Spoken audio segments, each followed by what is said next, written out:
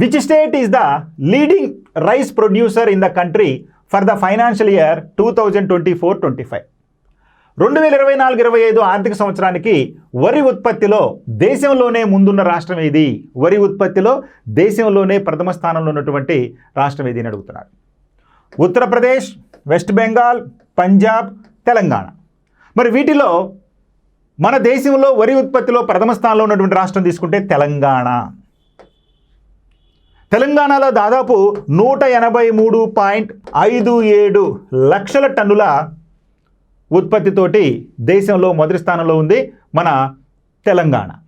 అంటే దాదాపు 24 లక్షల హెక్టార్లలో, అంటే 2024-25 ఆర్థిక సంవత్సరంలో మన రాష్ట్రంలో అత్యధిక భూమిలో, అంటే దాదాపు 24 లక్షల హెక్టార్ల భూమిలో వరిని సాగు చేయగా దాదాపు 183.57 లక్షల టన్నుల ఉత్పత్తితోటి దేశంలో మన తెలంగాణ రాష్ట్రం మొదటి స్థానంలో ఉంది. ఆ తర్వాత స్థానంలో ఉత్తరప్రదేశ్ 2వ స్థానంలో, పశ్చిమ బెంగాల్ 3వ స్థానంలో, పంజాబ్ 4వ స్థానంలో ఉంది. ఆ తర్వాతే ఆంధ్రప్రదేశ్ ఉంది.